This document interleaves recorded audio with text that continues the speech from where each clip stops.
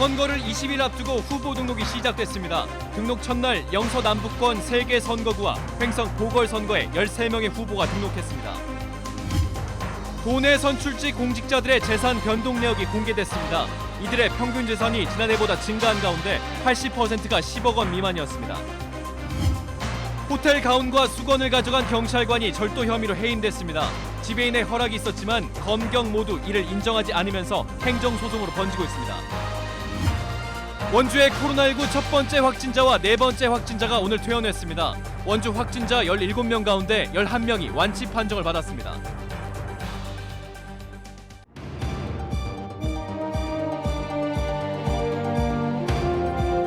안녕하십니까. 뉴스데스크 원주입니다. 4.15 총선 후보 등록이 오늘 시작됐습니다. 지난 총선보다 후보 숫자가 크게 늘어난 데다 변수도 많아서 뜨거운 선거전을 예고하고 있습니다. 이병선 기자입니다. 후보자 등록 첫날, 원주 갑 선거구에서는 무소속 권성중 후보가 가장 먼저 모습을 드러냈습니다. 미래통합당 박정하 후보, 국가혁명배당금당의 정상균 후보가 뒤를 이었습니다. 전현직 의원이 맞붙는 원주을은 더불어민주당 송기헌 의원과 통합당 이강후 전 의원, 민생당 안재윤, 혁명배당금당 정성호 후보가 등록을 마쳤습니다. 홍천 횡성 영월평창 선거구는 민주당 원경환, 통합당 유상범, 혁명배당금당 김은희, 무소속 조일현 후보 등 4명이 이름을 올렸고 횡성군수 보궐선거에 나선 민주당 장신상 후보와 통합당 박명서 후보도 등록했습니다. 차례로 대진표가 확정되는 가운데 도내 10개 선거구에서 40여 명의 등록이 예상됩니다. 지난 20대 총선에 27명, 19대에는 29명이 등록했는데 이번에는 혁명배당금당이 8개 총선 선거구에 모두 후보를 냈고 횡성과 고성의 군수 보궐선거까지 있어 후보 숫자가 늘 것으로 보입니다. 이렇게 후보 등록을 마치더라도 공식 선거운동이 시작될 때까지는 예비 후보의 운동 방식을 유지해야 합니다. 이제 명함을 교보하면서 지지 호소를 하거나 아니면 표지물을 이용해 가지고 선거운동을 하실 수가 있습니다. 선거구 획정 과정에 혼란을 겪은 데다 18세 유권자가 처음으로 선거에 참여하는 등 변수가 많은 만큼 선거전은 어느 때보다 뜨거울 것으로 예상됩니다. 제21대 국회의원 총선거 후보자 등록은 내일까지 계속되며 공식 선거운동은 다음 달 2일부터 시작됩니다. MBC 뉴스 이병선입니다. 민생당이 홍천 횡성 영월 평창 선거구에 유재규 전 국회의원을 공천했습니다. 횡성 출신의 유 전 의원은 과거 홍천 횡성 선거구에서 16대 국회의원과 3차례 관선 횡성 군수를 지냈습니다.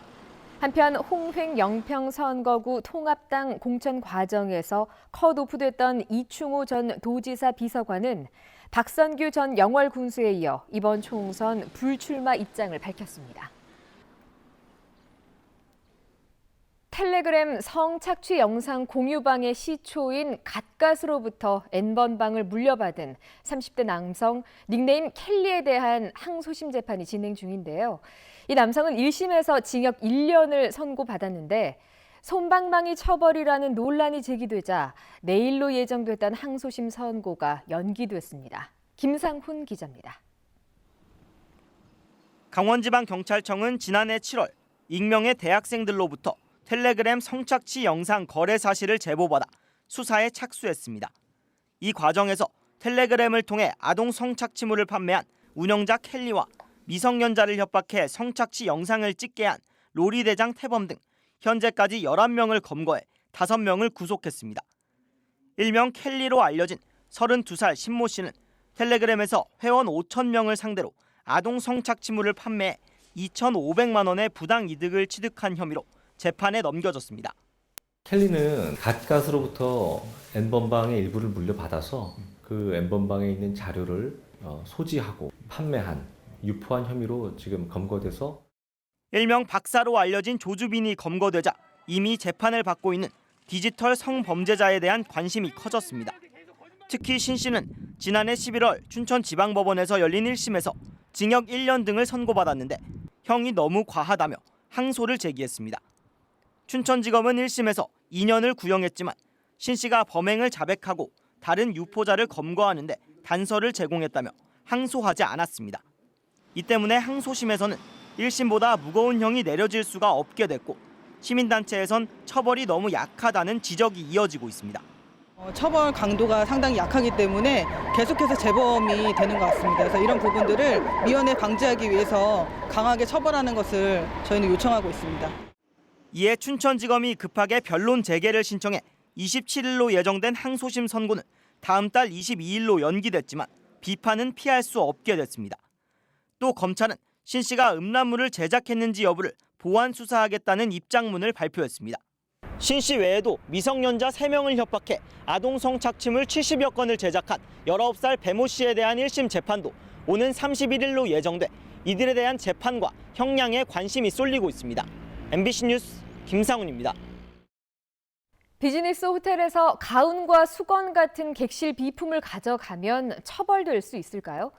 실제 호텔 직원의 허락을 얻어서 비품을 가져간 한 경찰관이 절도 혐의로 관련해서 해임이라는 중징계를 받았습니다. 어찌된 일인지 황구선 기자가 취재했습니다.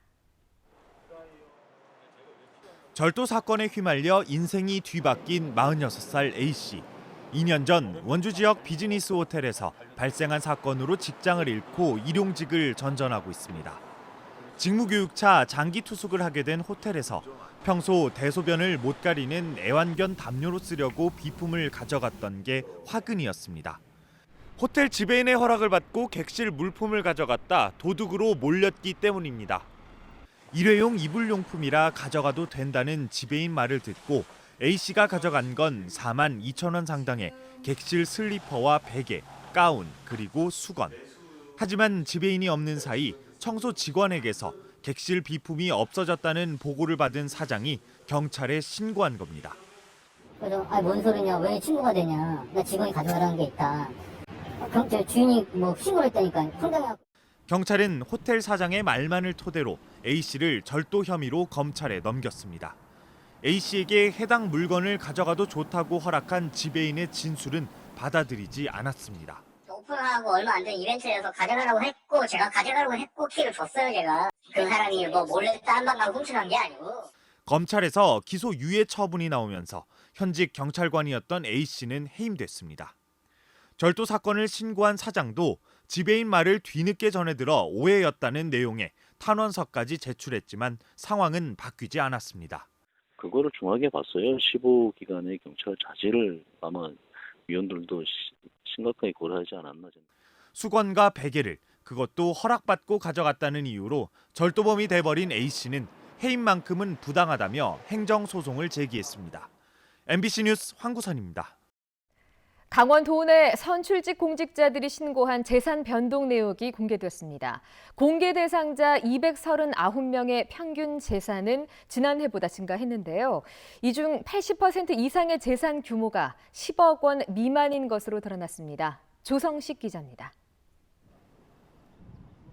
정부 공직자윤리위원회가 도지사와 도의원, 시장, 군수 등 66명의 신고 재산 내역을 공개했습니다. 이 중 최고 자산가는 22억 5천만 원을 신고한 원주 7선거구 조성호 도의원입니다. 최문순 도지사도 15억 9천만 원으로 전체 네 번째에 이름을 올렸습니다. 원창목 원주시장은 전년보다 2억 2천만 원이 줄어든 8억 5천만 원을, 최명서 영월군수는 8억 3천만 원을 신고했습니다. 한왕기 평창군수는 4억 3천만 원으로 공개자 평균 재산인 5억 1천만 원을 밑돌았습니다. 이와 더불어 18개 시군 의원을 포함한 173명의 신고 재산도 공개됐습니다. 이문택 동해시의원이 51억 7천만 원으로 가장 많은 재산을 신고했고, 엄승열 영월군의원 33억 원, 전수일 평창군의원 30억 원, 이재용 원주시의원이 19억 8천만 원으로 상위 10위권 안에 포진했습니다. 원주시의회 22명의 의원들 가운데 10명이 신고재산 평균인 6억 원을 넘었고, 안정민 의원은 마이너스 970만 원으로 가장 적었습니다. 한편 재산 증가 요인으로 토지와 주택 등의 공시가격 상승이 대부분을 차지했고, 감소 요인은 생활비와 부동산 매입에 따른 채무액 증가로 나타났습니다. 2020년 공직자 재산 변동 내역은 전자관보와 강원도 홈페이지를 통해 확인할 수 있습니다. MBC 뉴스 조성식입니다.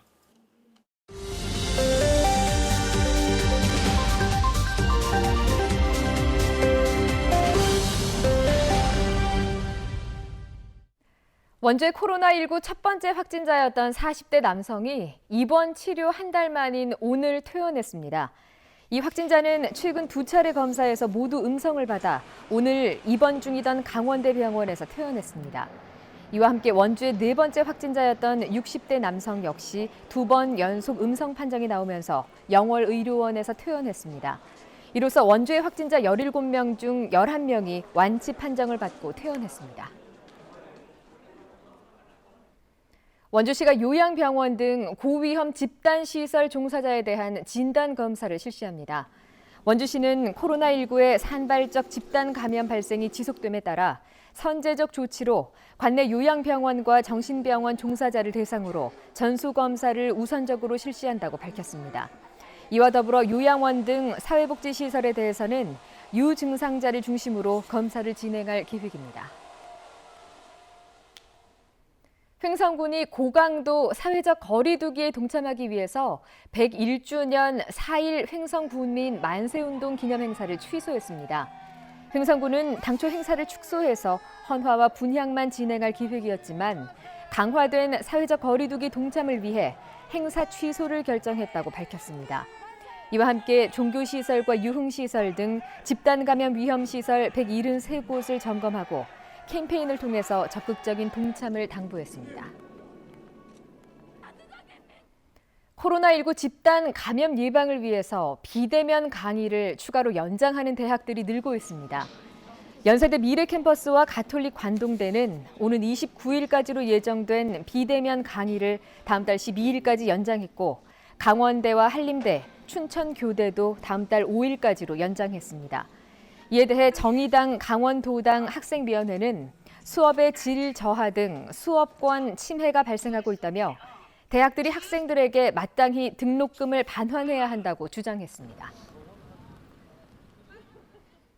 KBL이 프로농구를 조기 종료하면서 원주 DB와 서울 SK를 공동 1위로 결정한 것과 관련해 원주시가 이의를 제기했습니다.